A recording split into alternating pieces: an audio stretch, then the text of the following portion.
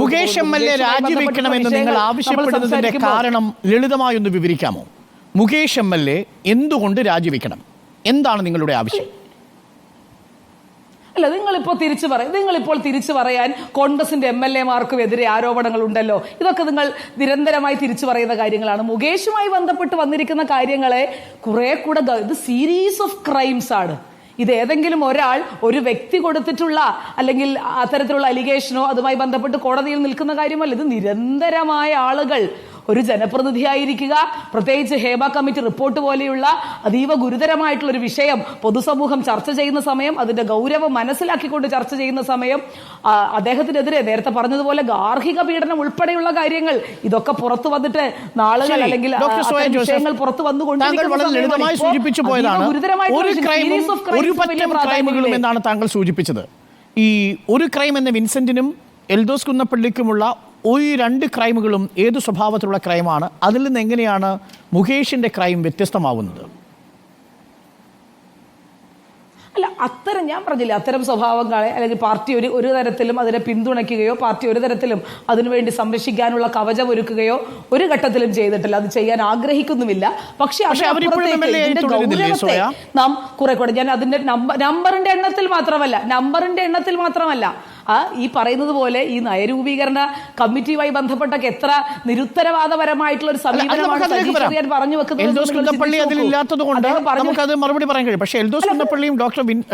വിൻസെന്റും ഈ പ്രതിചേർക്കപ്പെട്ടിരിക്കുന്ന അതേ വകുപ്പുകൾ തന്നെയല്ലേ ഇവിടെ മുകേഷിനും ബാധകമാകുന്നത്?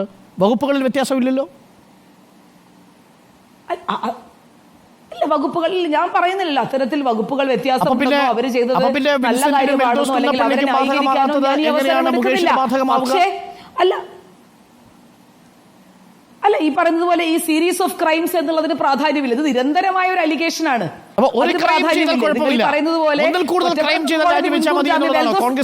എൽദോസ് കുന്നപ്പള്ളിക്ക് അല്ല ഒരു ക്രൈമിന്റെ എന്നല്ല,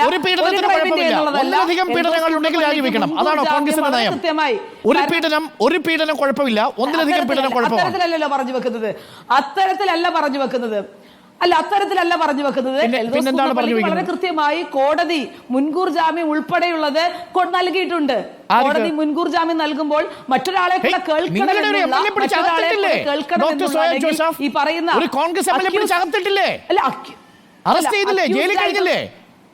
അക്യൂസ്ഡ് ആയിട്ടുള്ള ആളുകളെ കൂടെ കേൾക്കണം എന്നുള്ള ധാരണയുണ്ട്. അപ്പൊ ഇതിനകത്ത്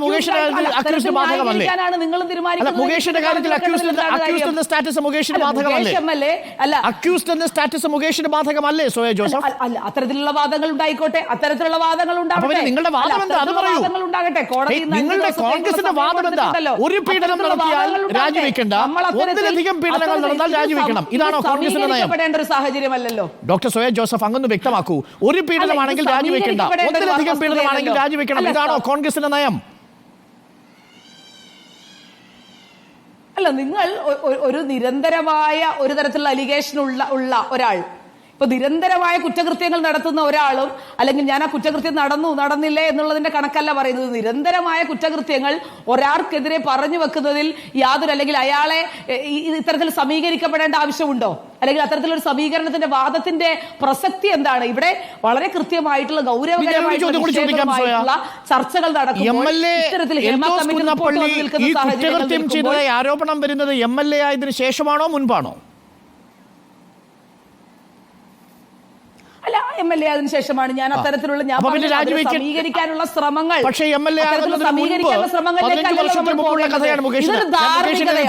ടെക്നിക്കാലിറ്റിക്ക് അപ്പുറത്തേക്ക് നിങ്ങൾ മാതൃകാപരമായി ചെയ്യേണ്ടത് പീഡനം അതാരു ചെയ്താലും ആ ആരോപണം ഉണ്ടാവുന്ന നിമിഷം ആ MLA രാജിവെച്ച് നിങ്ങൾ തെളിയിച്ചിരുന്നെങ്കിൽ മുകേഷിന് രാജി ഇന്നിപ്പോൾ ലഭിക്കുമായിരുന്നു. നിങ്ങൾക്ക് എന്ത് ധാർമ്മിക ഉത്തരവാദിത്വമുണ്ട് സോയ? അല്ല ഞാൻ ഒരൊറ്റ കാര്യം പറയട്ടെ. ആരാണ് ഈ റിപ്പോർട്ടിന് വേണ്ടി ഇപ്പൊ നിരന്തരം ഈ ചാനൽ ചർച്ച തുടങ്ങുന്നതിന് മുൻപ് അല്ലെങ്കിൽ നിരന്തരമായി ഇപ്പൊ കുറെ ദിവസങ്ങളായല്ലോ ചാനലുകളിൽ ചർച്ച ചെയ്യപ്പെടുന്നു, നിങ്ങൾ ഉൾപ്പെടെയുള്ള മാധ്യമപ്രവർത്തകർ ഇത് വലിയ ഇടതുപക്ഷത്തിന്റെ വിജയമാണെന്നും ഇടതുപക്ഷം കൊണ്ടുവന്ന ഹേമ കമ്മിറ്റി റിപ്പോർട്ടാണെന്നും ഞങ്ങൾ ഇതിനുവേണ്ടി നിരന്തരമായി പ്രവർത്തിച്ചിരുന്ന ആളുകളാണെങ്കിലും എന്താണ് ഇതിന്റെ പർപ്പസ്? സർക്കാർ പറഞ്ഞിരുന്ന ഇതിന്റെ പർപ്പസ് എന്താണ്? ഇത്ര വലിയ ഒരു കോളിളക്കം സൃഷ്ടിച്ച, അല്ലെങ്കിൽ ഇത് രാജ്യവും ലോകവും ഒക്കെ ചർച്ച ചെയ്യുന്ന തരത്തിലേക്ക് മാറിയിട്ടുള്ള ഒരു കാര്യം, ഇതിന്റെ പർപ്പസ് എന്തായിരുന്നു? ഈ സർക്കാർ വലിയ ധാർമ്മികതയെ പറ്റി പറയുന്നുണ്ടല്ലോ, സർക്കാർ ഞങ്ങൾ വലിയ സ്ത്രീപക്ഷവാദമാണെന്ന് പറഞ്ഞു നോക്കിയിട്ടല്ലോ, ആരിതിൽ കുറ്റക്കാരാണെങ്കിലും അണുവീണ തെറ്റാതെ ഞങ്ങൾ ഇതിനു വേണ്ടി നയമെടുക്കുന്നു എന്ന് പറഞ്ഞിരുന്നല്ലോ. പക്ഷെ ഇത്തരത്തിലൊരു ആരോപണം വരുമ്പോൾ സർക്കാരിന്റെ ഭാഗത്തുനിന്നുണ്ടാകുന്ന പ്രതികരണങ്ങളെ മാത്രം നിങ്ങളൊന്ന് വീക്ഷിച്ചാൽ മതി. അതെത്രത്തോളം നിരുത്തരവാദപരമാണ്. ഇതിന്റെ വലിയ സ്വകാര്യത പറഞ്ഞുകൊണ്ടായിരുന്നല്ലോ ഇത്ര നാളും ഇത് പുറത്തുവിടില്ല, ഞങ്ങൾ ഇത് പുറത്തുവിടില്ല. മുകേഷ് എന്ന് ന്യായങ്ങളും ഇതെല്ലാം നമ്മുടെ മുന്നിലുണ്ട്. മാത്രമല്ല സജി ചെറിയൻ എന്ന സാംസ്കാരിക വകുപ്പ് മന്ത്രിയുടെ പ്രതികരണവും നമ്മളെ നിരാശപ്പെടുത്തി, അക്കാര്യത്തിൽ ഒരു സംശയമില്ല. അതൊക്കെ പ്രതികരണം തരണം. പക്ഷെ ഞാൻ ചോദിച്ച ചോദ്യം, സ്ത്രീപീഡന പരാതി ആർക്കെതിരെ വന്നാലും അതിൽ പൊതുവെ സ്വീകരിക്കേണ്ട ഒരു നിലപാടുണ്ട്. അതിൽ അറസ്റ്റ് ചെയ്യപ്പെടുമ്പോൾ സ്വീകരിക്കേണ്ട നിലപാടുണ്ട്. അത് കോൺഗ്രസ് ചെയ്യാതെ പോയി എന്ന് മാത്രമേ ഞാൻ പറഞ്ഞുള്ളൂ. പക്ഷെ അതിനർത്ഥം മുകേഷ് രാജിവെക്കേണ്ട എന്നല്ല. അത് മുകേഷ് ഇടതുപക്ഷത്തിന്റെ കോൺഗ്രസിന്റെ അതേ നിലപാട് ഇടതുപക്ഷത്തിനുണ്ടാവാൻ പാടില്ലല്ലോ. എങ്കിൽ രണ്ടും തമ്മിൽ വ്യത്യാസം ഉണ്ടാവുന്നില്ലല്ലോ. സോയ വളരെ കറക്റ്റാണ് സോയ പറഞ്ഞത്. ഞാൻ സോയയിലേക്ക് തിരിച്ചു വരാം.